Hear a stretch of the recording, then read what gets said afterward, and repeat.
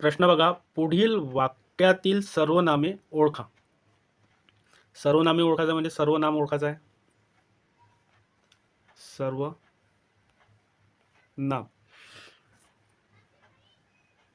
आपण अभ्यास करू या वाक्यातली आपल्याला सर्वनाम ओळखायचं आहे. पहिला ऑप्शन दिला आहे, ऑप्शन बघून घेऊ आपण. दुसरा आहे अभ्यास, तिसरा आहे करू आणि चौथा आहे वरीलपैकी सर्व. सर्वनाम. सर्वनाम काय आहे? शब्दाच्या जातीमधलं एक जात आहे. शब्दाच्या जाती किती आहे? 8 आहे. कोणत्या आहे माहीत पाहिजे, प्रश्न विचारला जातो. नाम, सर्वनाम, विशेषण, क्रियापद हे काय? विकारी आहे. हे 4 विकारी आहे. लिंग, वचन, विभक्तीमुळे बदल होतो. आणि 4 आहे अविकारी. त्याचा लिंग, वचन, विभक्तीमुळे बदल होत नाही. कोणते आहे ते? क्रिया विशेषण अव्यय, शब्दयोगी अव्यय, उभयान्वयी अव्यय, केवल प्रयोगी अव्यय. त्यातील सर्वनाम काय आहे? विकारी आहे. काय? विकारी आहे. लिंग, वचन, विभक्तीमुळे बदल होतो. कशामध्ये? सर्वनाम याच्यामध्ये. पूर्ण आपण डिटेल माहिती घेणार आहोत आपण. प्रश्न विचारला जातो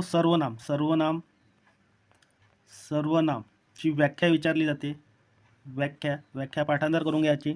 नामाऐवजी वापरल्या जाणाऱ्या शब्दाला काय म्हणतात? सर्वनाम म्हणतात.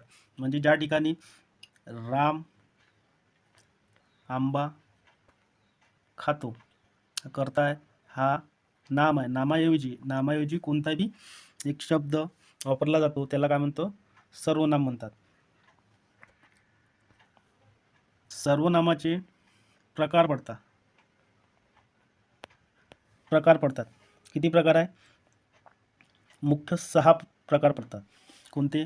पुरुषवाचक, दर्शक, संबंध, प्रश्नार्थक, सामान्य, निश्चित, आत्मवाचक.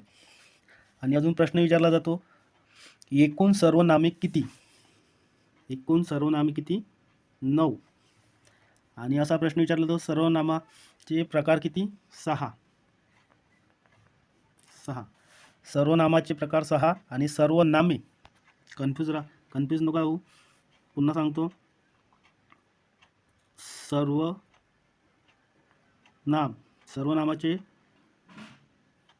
सर्वनाम किती आहे? 6 आहे. आणि सर्वनामे किती आहे? 9. तर सर्वनामे कोणकोणते आहे? पहिला आहे मी, दुसरा आहे तू, तिसरा आहे तोता ती ते, चौथा आहे हा ही ही, पाचवा आहे जो जा जी जे, 6वा आहे कोण, 7वा आहे आपण, आणि 8वं काय, आणि 9वं कोणतं आहे? स्वतः.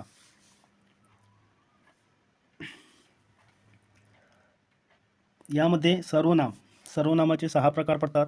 कोणते? पुरुषवाचक, दर्शक, संबंध, प्रश्नार्थक, सामान्य, अनिश्चित आणि आत्मवाचक. आपण एक एक प्रकाराचे विश्लेषण करू. त्यानंतर आपण प्रश्नाचं उत्तर आपल्याला आपोआप येऊन जाईल. पहिला आहे पुरुषवाचक.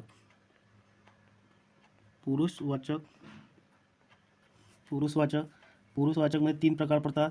प्रथम पुरुषवाचक, द्वितीय पुरुषवाचक आणि तृतीय पुरुषवाचक. प्रथम पुरुषवाचकमध्ये मी, आम्ही, आपण, स्वतः असे शब्द येतात.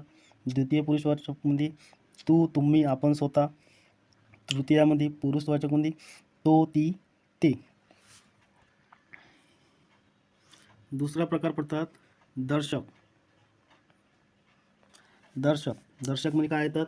कोणते शब्द येतात? हा, ही, हे, ह्या हे शब्द येतात.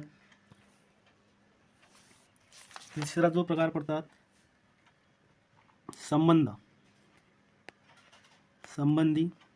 संबंधीमध्ये कोणते येतात? जो जा जी जे, जो जा जी जे, तोता ती ते, तो ता ती ते. त्यानंतरचा प्रकार पडतो प्रश्नार्थक.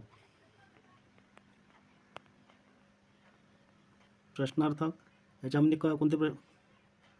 कोण, काय, कोणास, कोणी. आणि ओळखायचं आहे तर प्रश्नार्थक चिन्ह असतात. कोणतं काय असतात? प्रश्नार्थक चिन्ह असतात. याला प्रश्नार्थक सर्वनाम असे ओळखू शकतो आपण. त्यानंतरचा प्रकार पडतात सामान्य किंवा अनिश्चित. याच्यात कोणतं येतात? कोण काय कोणासच येतात. कोण काय कोणास कोणी हे शब्द येतात प्रश्नार्थकचे. पण या ठिकाणी उद्गारवाचक चिन्ह असतात. काय कोणतं चिन्ह असतात? उद्गारवाचक चिन्ह. आणि त्यानंतरचा प्रकार पडतो आत्मवाचक. 6वा प्रकार पडतात आत्मवाचक. यामध्ये कोणते शब्द येतात? आपण, स्वतः आणि नीच. या ठिकाणी आपण आलाय. या ठिकाणी आपल्याला ओळखता येईल. पुढील वाक्यातील सर्वनामे ओळखा. कोणता येणार मग? आपण. याचं योग्य उत्तर असणार आहे ऑप्शन क्रमांक 1 आपण. व्याख्या काय होती? नामाऐवजी येणाऱ्या शब्दाला काय म्हणतात? सर्वनाम म्हणतात. उदाहरण बघू. राम अभ्यास करू. रामाच्या ठिकाणी काय आलाय? आपण आलाय. नामाऐवजी, हे नाम आहे, नामाऐवजी येणाऱ्या शब्दाला काय म्हणतात? सर्वनाम म्हणतात. म्हणून या ठिकाणी आपल्याला सर्वनामे ओळखायची राहिलेत. कशी ओळखायची? या पद्धतीने ओळखायची. योग्य उत्तर असणार आहे आपण. सर्वनामाची व्याख्या काय? नामाऐवजी येणाऱ्या शब्दाला काय म्हणतात? सर्वनाम म्हणतात. आणि प्रकार पडतात त्याचे. सर्वनामाचे प्रकार किती आहे? 6 प्रकार आहे. कोणकोणते आहे? पुरुषवाचक, दर्शक, संबंध, प्रश्नार्थक, सामान्य किंवा अनिश्चित, आत्मवाचक. आणि सर्वनामे विचारले. सर्वनामे किती आहे? 9 आहे. कोणकोणते आहे? मी, तू, तोता, ती, ते, हा, ही, हे, ह्या, जो, जा, जी, जे, कोण, आपण, काय, स्वतः. सर्वनामे किती आहे? 9. आणि सर्वनाम किती आहे? प्रकार किती आहे? 6. प्रश्न विचारला जातो, कन्फ्यूज व्हायचं नाही.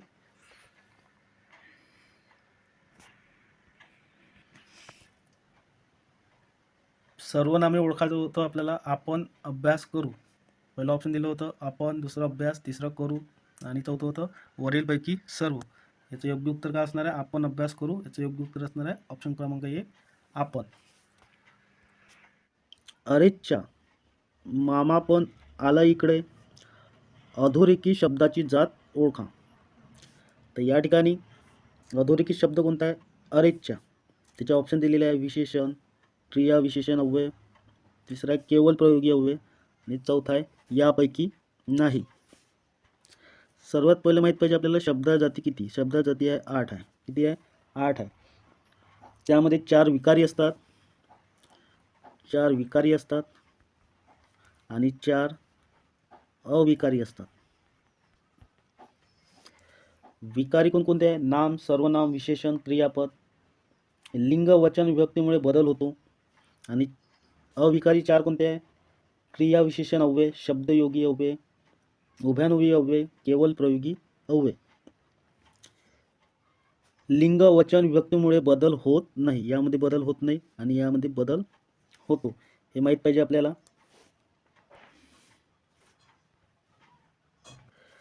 या ठिकाणी पहिला ऑप्शन दिलेला आपल्याला विशेषण दिलं आहे. विशेषणबद्दल माहिती बघून घेऊ आपण, तेव्हाच कुठं आपल्याला या प्रश्नाचं उत्तर भेटू शकते. अरेच्या उद्गारवाचक चिन्ह, मामा पण आला इकडे. या प्रश्नाचं उत्तर शोधण्यासाठी आपण 4ही ऑप्शनचे विश्लेषण करू. सगळ्यात पहिलं ऑप्शन आहे विशेषण. विशेषणबद्दल माहिती घेऊन घेऊ आपण. त्याची व्याख्या माहीत पाहिजे आपल्याला. नामाबद्दल विशेष माहिती सांगून नामाची व्याप्ती मर्यादित करणाऱ्या विकारी शब्दाला विशेषण असे म्हणतात. व्याख्या पाठांतर करून घ्यायची, विचारली जाते. त्याचे प्रकार पडतात. किती प्रकार आहे? मुख्य 3 प्रकार आहेत. गुण विशेषण, संख्या विशेषण, सार्वनामिक विशेषण. हा सुद्धा प्रश्न विचारला जातो. विशेषणाचे प्रकार किती आहे? 3. कोणकोणते? गुण विशेषण, संख्या विशेषण, सार्वनामिक विशेषण.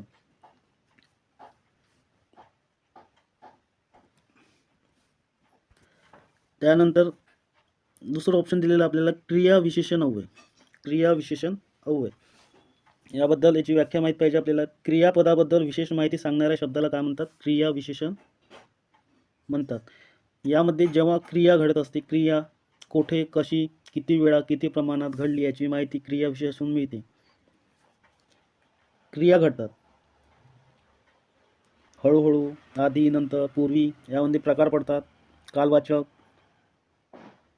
कालवाचक, स्थलवाचक, रीतिवाचक, परिणामवाचक, प्रश्नार्थक, निषेधार्थ असे प्रकार पडतात याच्यामध्ये.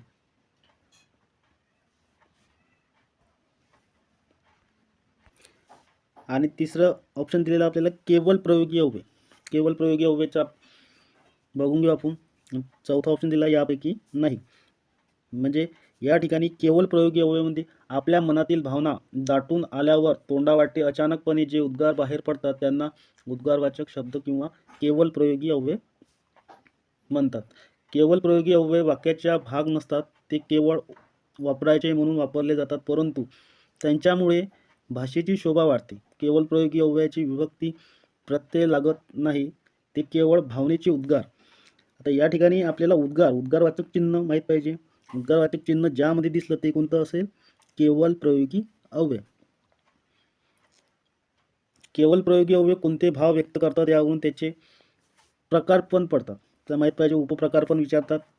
आता अरेच्या या ठिकाणी अरेच्या कशामध्ये येते? आश्चर्यदर्शक. अरेच्या मामा पण आलं इकडे, जे आश्चर्य दाखवून राहिले अचानक. त्यात प्रकार पडतात हर्षदर्शक, हा हा, वा वा. शोकदर्शक, शोक दर्शवतात, अरे रे, शोक. प्रशंसादर्शक, प्रशंसा, फक्कड, वा वा असे उद्गार निघतात यामध्ये. संमतीदर्शक प्रकार पडतात यामध्ये, ठीक, अच्छा. पण या ठिकाणी केवळ प्रयोगी अव्यय ओळखायचं असेल तर उद्गारवाचक चिन्ह असते. त्यामध्ये अजून विरोधदर्शक, छे छे, तिरस्कार, ईश्य, शी. संबोधन दर्शक, अग, अरे, अहो, मौन, चूप, चुपचाप असे प्रकार पडतात. या ठिकाणी अरेच्या मामा पण आला इकडे, या ठिकाणी उद्गारवाचक चिन्ह आहे, म्हणून कोणतं? शब्दाची जात होणार आहे या ठिकाणी. शब्दाची जात कोणती? ऑप्शन क्रमांक 3 याचं योग्य उत्तर असणार आहे केवळ प्रयोगी अव्यय. शब्दजाती पाठांतर करून घ्यायला किती आहे? 8 आहे. नाम, सर्वनाम, विशेषण, क्रियापद, उभयन्वयी अव्यय, केवळ प्रयोगी अव्यय, क्रिया विशेषण आणि शब्दयोगी. अरेच्या उद्गारवाचक चिन्ह, मामा पण आला इकडे, अधोरेखी शब्दाची जात ओळखा. त्याचं योग्य उत्तर असणार आहे ऑप्शन क्रमांक 3 केवळ प्रयोगी अव्यय.